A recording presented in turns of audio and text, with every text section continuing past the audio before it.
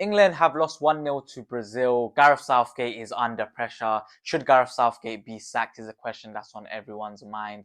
The Euros is in a few months' time, and when looking at the squads, England should be one of the favourites.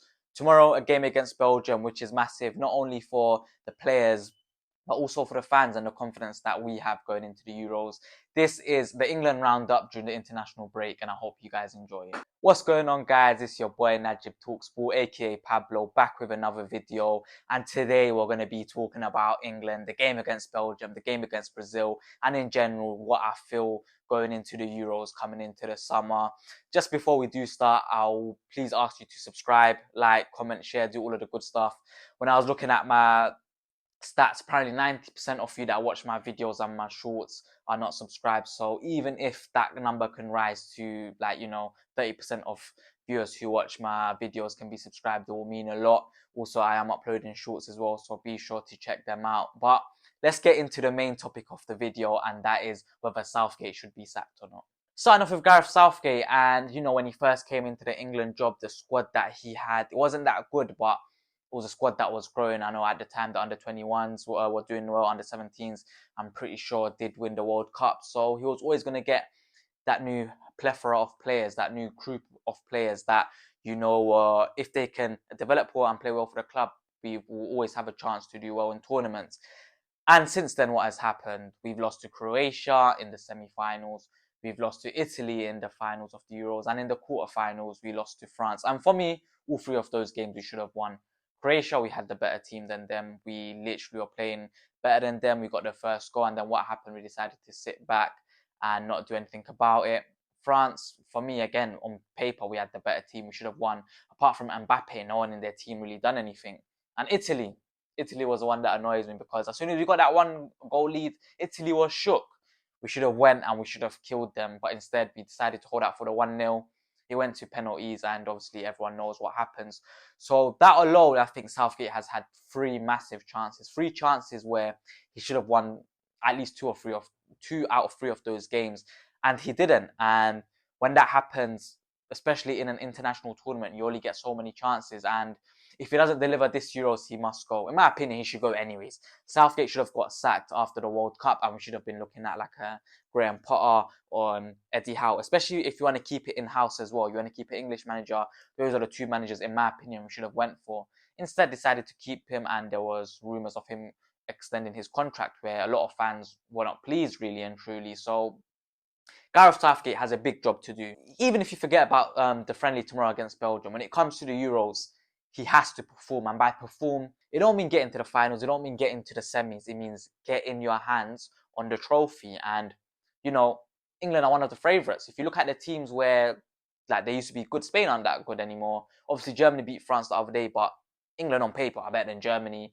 France are always a threat, but again, the team is not as good as you would have thought in 2018 and obviously in the past World Cup. So England have a strong chance, and if Southgate does not deliver and he does not perform, then in my opinion, he has to go. He should be gone already, but this is the last straw, and I get he's liked in and around the players. I'm guessing the players like him, the coaches like him, and in terms of the figurehead for England, the FA, he speaks well. He's a good role model. He doesn't get himself into trouble. He knows what questions to answer, how to answer them, and all that nonsense. But when it comes to winning, at the end of the day, England haven't won a major tournament since 1966. The majority of fans that watch England nowadays haven't watched England win anything. So if he doesn't perform, he's gone. He's gone, end off. His tactics are outdated. The players he picks, in my opinion, sometimes doesn't make sense. He's starting, folding on the left sometimes when his best football has come off the right. He's starting the likes of Anthony Gordon over Marcus Rashford. He's starting Maguire still, and I like Maguire to an extent, but Maguire just ain't that defender anymore. He doesn't take the risks of starting Trent in a big game where, Trent has that quality of unpicking the defense. And the players he picks, now and again, he doesn't pick them based on their form. He picks them based on merit. I mean, not even merit, sorry, but based on what they've done in previous tournaments. For example, Jordan Henderson is still getting called up. It makes no sense. I mean, even if you look at someone like Loftus-Cheek, he's been performing very well for AC Milan. So if guys like him, Angel Gomez, who's been playing well for Lille. If they ain't getting picked, then how can you play well for your club and then not get picked for your country? It means that there's no point in you thinking about picking England to be the nation that you want to play for. Like Calvin Phillips, for example, was a player that he always used to pick, but when he was playing at Man City, obviously he wasn't playing as much. He used to get picked. But now that he's playing at West Ham and he's playing poorly, it makes no sense. He's getting dropped. Jordan Henderson joined Ajax. In 9 games, they've won 1 game ever since he's joined. So that the selections makes no sense. Not even a selection of the starting 11, but the players that he's taken. I like the idea that he took Brantford, he's taken Gordon. I like these players. Like Brantford has been immense. Anthony Gordon is a player that I like a lot, and again, he's been very good. But in terms of picking the right players, in terms of picking the starting 11, and in terms of getting the tactics right, for me, he's outdated. And unless he changes something over the next few months, which I doubt he will, England once again will have a disappointing campaign. And I think this time the FA will need to go for his head and sack him. As I touched on earlier, a few of the replacements for me could be Graham Potter, Eddie Howe, who is currently in a limbo with Newcastle. Obviously, they ain't performing well, and the new owners might want someone new. And the rogue one is Jose Mourinho. You know, like he knows how to win, and that's what England need. England needs someone that knows how to get over the line in the big games. Yes, you may call him Finnish, but even at Roma, he's won a few trophies when he was there. So Eddie Howe, I'm a big fan of him. Graham Potter, again, a big fan. But if England want a winner, want an icon, want someone that can get them over the line, I think they should go big and go for Jose Mourinho. Jose Mourinho, you know, he's a villain. In everyone's story, he's a villain, whether it was Ferguson's story when he came into the Premier League, whether it was Pep Guardiola at Barcelona, you know, whether it was his second stint at Chelsea when he beat Liverpool, and, you know, Steven Gerrard's famous line, "Don't let it slip now." Jose Mourinho is the villain, and for too long, England in these competitions haven't had that grit, haven't had that fight to get over the line that, you know, the greats have, and Jose Mourinho will make sure the players do that. Yes, we have a young squad that's obviously, you know, he doesn't really, obviously the quota is that he doesn't really get along with these young players and he rather trusts the experienced players. But for me, like we've seen at Roma, maybe his football hasn't changed, but in terms of the players he picks, the players that he wants to use, it has changed to an extent. And he will trust the young players because he knows that they are very talented. And the squad for him is perfect because England got a lot of profiles. They got a lot of players that can do different things. Like if you look at the fullbacks, you have very good defensive ones. You have the likes of Kyle Walker, Kieran Trippier, who's decent, Reece James when he's fit. Obviously, is a very good defender, but after you have the attackers, obviously Reece James can go both ways. You have Tino Livramento, who's been doing well. You have Trent Alexander-Arnold, the best right back in the world. On the flip side, obviously he doesn't like Luke Shaw, but when Luke Shaw is playing well and he's fit again, he's one of the best fullbacks in the world, in my opinion. Obviously, midfield, you have the likes of Jude Bellingham, Declan Rice. You have Loftus-Cheek, who's doing well in Italy. You have the likes of Angel Gomez, who is a profile which I think England are missing. You have obviously Mainu. You have a plethora of players that Jose Mourinho could use. And after, when it comes to attack, he has the best striker, in my opinion, in the world. Top scorer of the Bundesliga. In the big moments, he does, like, you know, crumble. We've seen it against France, and currently in the Bundesliga, they ain't going to actually win the league. But maybe he needs that Jose Mourinho to take them over the line. Do you get what I'm trying to say? So that the new manager is very important. And if Southgate fails, I think even if Southgate wins, I think he should go out on a high. And if he loses, he should just leave in general rather than getting sacked. So the next manager for me has to be either between Jose Mourinho. You either go big and you try get, like, you know, the villain. Do you get what I'm trying to say? Or you go either go for Eddie Howe, the Englishman, or Graham Potter, another Englishman whose football is, like, you know, is pleasing to the eye and it is new. It's not outdated. The tactics aren't outdated. The philosophies, the tactics that they use, the ideologies that they have is modern at the end of the day, and they all adopt philosophies of like a high press, trying to play out from the back, trying to suffocate their opponents, looking for control and domination. And especially guys like Potter, they are very versatile. Like, you know, Potter at Brighton, at Chelsea, played a three back, he played a four back. You know, he's played a front three, he's played like a front two. He's played all different types of formations. So the good thing for England is that, yes, they may not win the Euros now, but again, who doesn't want to manage England? You don't even have to be English to want to manage England, you know.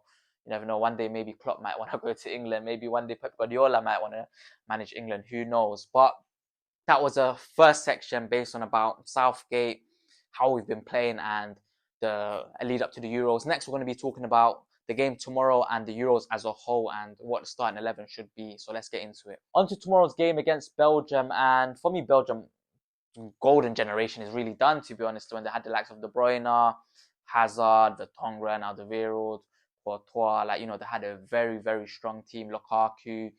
And for me now, that team just ain't that good anymore. They played Ireland the other day and it was a 0-0 draw. I didn't really watch the game. I didn't even watch the highlights. But when you look at their team on paper, it's not as exciting as you would think of like Belgium's past team would be. And that's an advantage to England. I think England's game tomorrow should be a game where they should take the lead and show a stance that, you know what, was serious for the Euros, because Belgium, on like by their name, is a very big team, right? But by paper, they ain't even better than Croatia, if you get what I'm trying to say. So if tomorrow they can beat Belgium 3 or 4-0, it sets the standard for the Euros, you get what I'm trying to say. Teams will look at them and like, okay, cool, England are serious. So hopefully we see a change England, an attacking England, not a team that's sitting back and waiting for them to hit on the counter. Hopefully we see the likes of Rashford. Obviously no Kane, but I like to see Watkins, Foden, Jude. For me, Gallagher and Rice is a good partnership, but I don't think Rice can be that lone six where he could dominate and dictate play. So maybe you do need Manu next to him. Maybe you do need a player that can fill in for him, especially during build-up. So it would be nice to see Rice and Manu. I don't think Manu is ready for that start, and I also don't think in the Euros he should be starting. So Rice and Gallagher would be nice to see. And for me, Maguire's out injured, Kawuka's out injured, so I'd love to see Branthwaite certainly into the left centre back. He's been immense for Everton. For me, he's England's future a left centre back, and I want Manchester United to sign him as well. So I do hope that Southgate does grow some balls. Basically, he does play the players that have been performing well for their club, of course, but also have a bright future for their country. So, I would like to see, obviously, Pickford start, but I'd like to see Branthwaite start. I would like to see, at right back, obviously, we have a shortage, so maybe Kwanzaa might get a start. I would love to see Manu start, but I don't think he would. The likes of Jude, Rashford should start.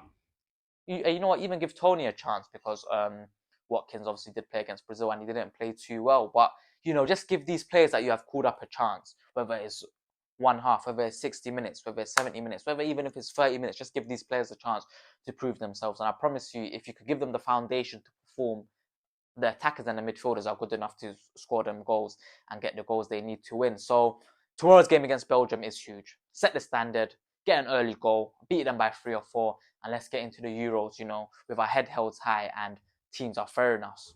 On to the end of the video, and really and truly, this was just my thoughts based on obviously the game against Brazil. We have Belgium coming up, and the Euros is also coming up as well.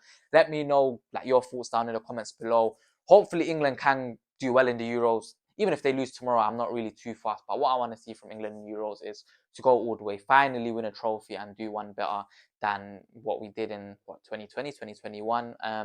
If Southgate flops, for me, he has to go. Even if he wins, he should go, to be honest. But if he doesn't win it, he has to go. It's time for England to look for someone new, whether that's the names that I've mentioned or someone else who will bring new ideas, a new breath of fresh air to this England side, especially a very talented England side.